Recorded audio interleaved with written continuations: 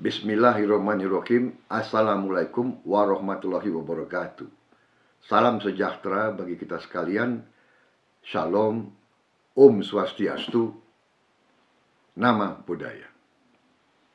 Saya ingin menyampaikan beberapa pikiran-pikiran saya pada saat negara kita saat ini menghadapi keadaan yang kita ketahui bersama adalah cukup memprihatinkan. Saudara-saudara sekalian, sudah berkali-kali saya menyampaikan, baik melalui tulisan, melalui pidato-pidato, maupun melalui pesan-pesan yang disiarkan melalui internet dan media-media lain.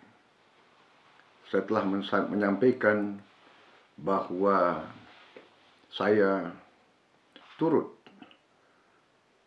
berjuang untuk membangun bangsa Indonesia yang demokratis. Komitmen saya kepada demokrasi sudah saya buktikan pada saat saya menjadi seorang panglima di dalam Tentara Nasional Indonesia, seorang panglima yang memimpin 33 batalion tempur. Bisa dikatakan sepertiga kekuatan tempur Angkatan Darat berada di bawah komando saya. Dan pada saat saya dituduh ingin melakukan kudeta untuk mengambil alih kekuasaan pada bulan Mei tahun 1998, saya telah buktikan kepada rakyat Indonesia dan kepada sejarah bahwa saya tidak melakukan apa yang dituduh saya rencanakan. Bahkan saya turun dari jabatan dengan tidak membantah perintah atau putusan. Dan setelah sekian belas tahun tidak pernah ada keluhan, bantahan, atau sanggahan dari saya. Waktu itu saya seorang prajurit. Walaupun saya pensiun, semangat keprajuritan saya masih tetap saya pegang. Semangat prajurit TNI adalah tentara rakyat. Kita lahir dari rakyat. Kita membela rakyat. Dan kita siap mati untuk rakyat Indonesia. Saya telah membuktikan selama karier hidup saya, berkali-kali saya pertaruhkan nyawa untuk bangsa dan negara saya. Saudara-saudara boleh bertanya kepada mantan anak buah saya yang jumlahnya ribuan yang berada di mana-mana. Tanyakan kepada mereka, apakah Prabowo Subianto pernah meninggalkan tugas di daerah pertempuran. Saudara-saudara sekalian, tanyakanlah kepada mereka, apakah dalam pertempuran saya berada di depan memimpin mereka, di bawah desingan peluru, atau apakah saya berada di sebuah markas yang aman di garis belakang. Saudara-saudara sekalian, saya sebagai patriot telah bersumpah untuk membela dan membangun bangsa saya. Saudara-saudara sekalian, dalam menjalankan sumpah itu untuk membela dan membangun bangsa, saya yakin bahwa demokrasi adalah sistem pemerintahan yang terbaik. Karena itu, saya terjun ke politik sudah 10 tahun lebih. Saya mengikuti pemilihan umum sudah 3 kali. Saya membangun sebuah partai dari nol. Saya keliling dari kabupaten ke kabupaten, kecamatan ke kecamatan, desa ke desa, provinsi ke provinsi. Memang banyak yang belum saya sentuh karena sungguh besar negara kita, saudara-saudara sekalian. Saya telah menyampaikan di beberapa fora, di beberapa majelis, bahwa bangsa kita telah mengalami sebuah keadaan yang janggal, di mana kekayaan bangsa kita tidak tinggal di Republik Indonesia. Kekayaan kita mengalir terus keluar. Karena itulah saya berjuang untuk merubah sistem ini. Saya berjuang untuk mengamankan kekayaan rakyat dan kekayaan negara. Karena itu saya berbicara dari hati saya yang paling dalam. Saudara-saudara sekalian, saya percaya bahwa demokrasi harus dilaksanakan dengan sebaik-baiknya. Karena itu, pelaksanaan pemilihan presiden yang baru kita laksanakan adalah harapan kita semua bahwa mandat yang diberikan kepada rakyat, saya ulangi, diberikan dari rakyat kepada siapapun, bahwa mandat itu harus diberikan secara benar-benar, secara adil, secara terbuka, secara bersih, secara jujur. Esensi demokrasi adalah pemilihan yang bersih dan pemilihan yang jujur. Saudara-saudara sekalian, dalam pemilihan presiden yang baru lalu, ternyata kita temukan kecurangan-kecurangan yang terlalu banyak, kecurangan-kecurangan yang terlalu masif, yang terlalu sistematis. Kita juga mengalami bahwa penyelenggara pemilu tidak adil, memihak salah satu kontestan. Protes-protes kami, himbauan-himbauan kami sebagai pasangan calon presiden dan calon wakil presiden nomor 1 tidak pernah dihiraukan. Rekomendasi-rekomendasi Bawaslu di beberapa tempat tidak pernah diindahkan. Saudara-saudara sekalian, tim hukum kami dan tim data kami telah menemukan suatu indikasi kecurangan yang cukup besar. Karena itu, dengan sangat sedih dan sangat menyesal, kami mengatakan bahwa pemilu ini sesungguhnya gagal, bahwa pemilu ini tidak sah, bahwa pemilu presiden ini adalah melanggar kaidah-kaidah demokrasi. Bahwa apabila kita merestui keputusan ini, berarti kita merestui sebuah kecurangan, kita merestui sebuah kebohongan, kita merestui sebuah ketidakbenaran. Para sahabatku, dimanapun engkau berada, saya kira saudara-saudara merasakan di mana-mana betapa telah rusak mental bangsa kita, betapa telah merusak mental para pemimpin-pemimpin kita, mental para pejabat-pejabat kita. Ini mencemaskan kita semua. Bagaimana bisa kita hidup sebagai negara merdeka kalau semua pejabat kita atau hampir semua pejabat kita tidak punya integritas, bisa disogok, bisa dibeli. Di mana tempat keadilan untuk rakyat yang tidak punya uang? Kalau orang merasa diperlakukan dengan tidak adil, seharusnya dia punya tempat untuk mengadu. Harusnya dia ke polisi, atau dia ke pengadilan, atau dia minta suatu pembelaan di lembaga-lembaga negara yang didirikan dalam republik kita. Ternyata kalau semua lembaga-lembaga tersebut buntu karena korupsi, karena hakim-hakim sudah tidak punya integritas, hakim bisa dibeli, pejabat KPU bisa dibeli, pejabat KPUD bisa dibeli. Kalau ini semua terjadi, apa masa depan bangsa kita? Di mana bangsa kita bisa bertahan? Gunakanlah akal sehat kita. Sungguh-sungguh negara kita menuju kegagalan. Saudara-saudara, saya katakan, ada kalanya dalam hidup kita harus memilih pilihan yang sulit. Apakah kita membela kebenaran atau kita merestui ketidakbenaran?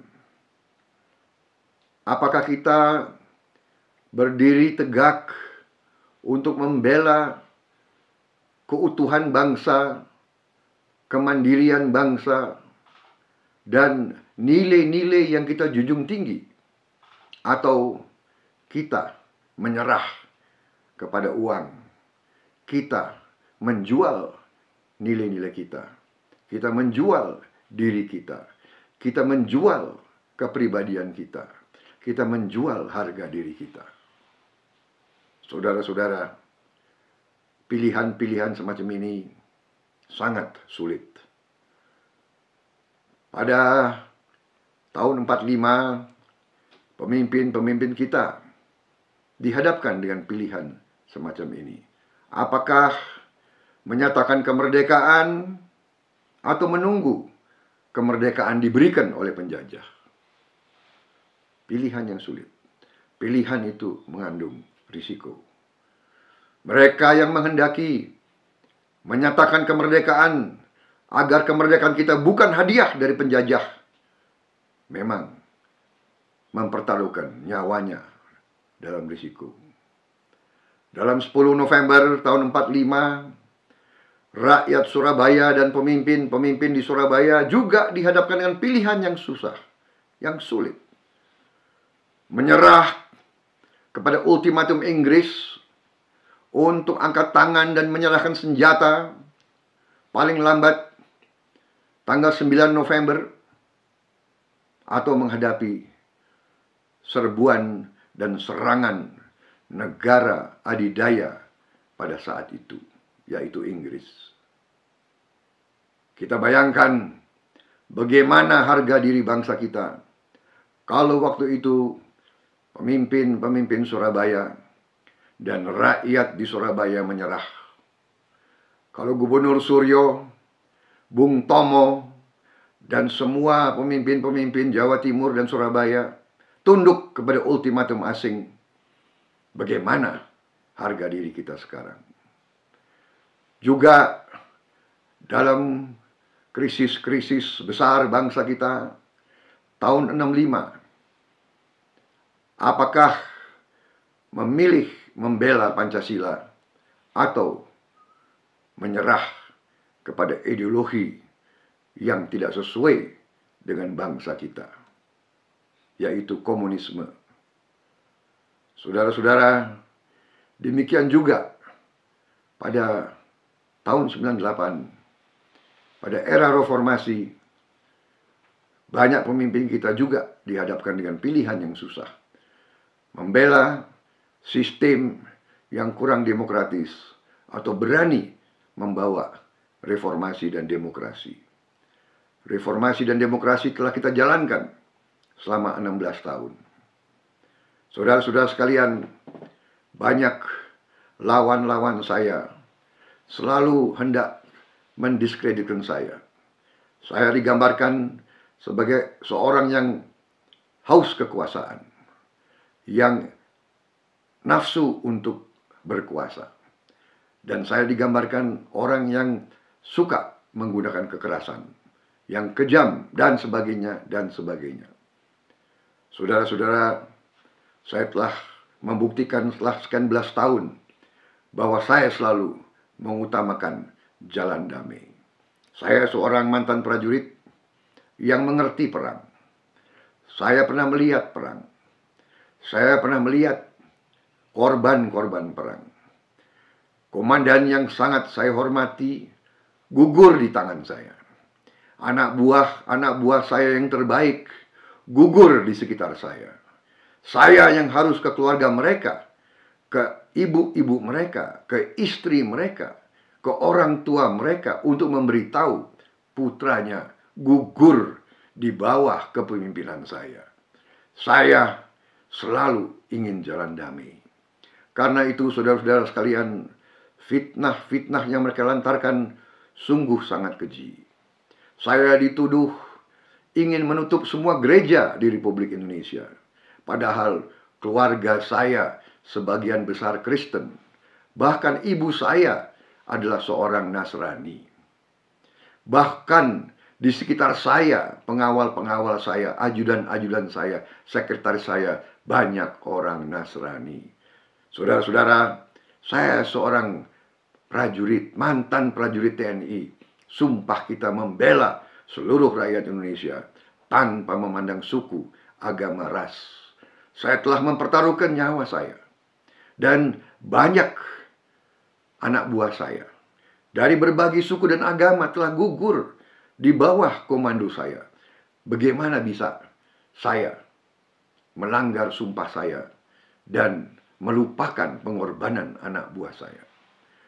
Saudara-saudara, saya juga telah difitnah seolah bahwa saya adalah anti etnis Tionghoa. Padahal saya selalu membela semua kelompok minoritas. Saudara-saudara sekalian, fitnah-fitnah itu adalah bagian yang keji dari politik. Saya minta para sahabat saya untuk sabar dan tenang. Jangan menjadi marah. Kita harus semakin arif, semakin sabar. Bukan kita menerima fitnah ini, tetapi kita perhitungkan dengan sebaik-baiknya. Dan jangan kita balas kedengkian dengan kedengkian. Saya minta, janganlah kita balas kejahatan dengan kejahatan. Janganlah kita balas fitnah dengan fitnah kembali. Saudara-saudara sekalian, dalam situasi kritis ini, saya minta saudara-saudara terus, walaupun sabar, kita juga harus siap. Siap mental kita, siap tenaga kita, siap nafas kita.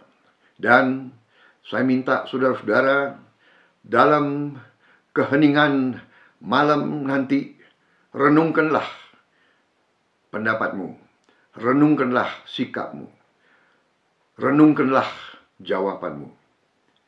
Saya bertanya, apakah kita membela kebenaran terus atau kita menyerah kepada ketidakbenaran, kepada kecurangan, kepada kezoliman. Dan dalam hari-hari yang akan datang, setelah kita merenungkan, marilah kita mengambil langkah-langkah untuk menghadapi hari-hari yang akan datang. Saya telah memilih berjuang di atas landasan konstitusional. Saya sangat-sangat sulit menyerah kepada keadaan yang tidak benar dan tidak adil. Saya menilai keadaan ini adalah syarat dengan campur tangan asing. Ada negara-negara tertentu yang ingin Indonesia lemah, yang ingin Indonesia hancur, yang ingin Indonesia miskin. Kita telah mendapat bukti-bukti yang cukup kuat tentang keterlibatan mereka. Tetapi tetap kita harus tenang, kita harus sabar, dan kita harus tidak melupakan kekuatan kita sendiri. Saudara-saudara sekalian, katakanlah dari hitungan yang mereka anggap benar, yang kita anggap tidak benar, puluhan juta rakyat Indonesia berada bersama kita. Puluhan juta. Bahkan sahabat-sahabatku di Facebook saya, sekarang jumlahnya sudah lebih dari 8 juta orang. Saya minta para sahabatku yang sejati, mungkin saja ada yang masuk hanya ikut-ikutan, tapi mereka yang benar-benar ingin bersama saya dalam memperjuangkan dan membela nilai-nilai kebaikan, nilai-nilai membela Indonesia, nilai-nilai membangun Indonesia yang benar, yang baik untuk anak dan cucu kita. Saya mohon saudara-saudara, marilah terus kita dalam kekompakan dan kebersamaan, dan marilah kita menilai dari hari ke hari, apapun kita lakukan harus selalu di atas landasan konstitusi kita. Dan tidak boleh menggunakan kekerasan. Kita akan melaksanakan perjuangan apapun di atas landasan satyagraha yang telah diberi contoh oleh seorang tokoh di India, Mahatma Gandhi, dan di Amerika, Martin Luther King, dan di Afrika Selatan, Nelson Mandela. Percayalah, kebenaran akan menang. Kebenaran tidak bisa dikalahkan. Yang penting kita harus berani, kita harus tegar, kita harus mau berkorban, saudara-saudara sekalian. Bung Karno dan Bung Hatta dan Bung Syahrir dan Pak Dirman dan Gubernur Suryo dan I Gusti Ngurah Rai dan semua pahlawan-pahlawan pendiri bangsa kita telah mengajarkan bahwa kalau kita tidak menyerah, kalau kita berani, kalau kita tegar, kebenaran akan unggul, kebenaran akan menang pada saatnya. Kita harus siap menghadapi kesulitan. Kita harus siap menghadapi penderitaan. Tapi pilihannya apa? Kita menyerah? Apakah kita seperti budak yang disuruh duduk-duduk, disuruh berdiri-berdiri, disuruh tunduk-tunduk, disuruh diam-diam, disuruh ambil air, atau kita bangsa yang terhormat, bangsa yang mengerti membela haknya, membela hak-hak rakyat. Saudara-saudara sekalian, kekuatan kita besar, kita kemarin dicurangi. Karena itu, marilah kita susun barisan kita kembali, susun kekuatan kita kembali, dari orang ke orang. Susunlah kekuatanmu, 5 orang demi 5 orang, nanti 10 orang demi 10 orang. Adakan diskusi, bahas di rumah masing-masing. Atur pada saat nanti kita akan umumkan bagaimana perjuangan kita. Yang jelas pilihannya hanya 2. Berdiri atau hormat sebagai bangsa kesatria, atau tunduk selamanya sebagai bangsa kacung, bangsa budak, bangsa yang lemah, bangsa yang bisa dibeli, bangsa yang bisa disogok. Pilihannya ada di hati kita masing-masing.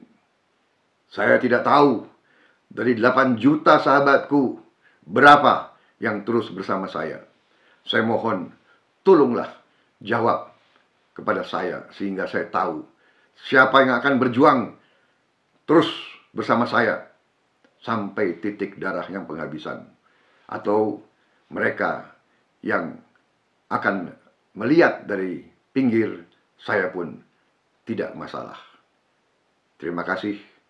Ini belum akhir dari sebuah perjuangan. Ini baru awal dari perjuangan kita. Merdeka! Wassalamualaikum warahmatullahi wabarakatuh.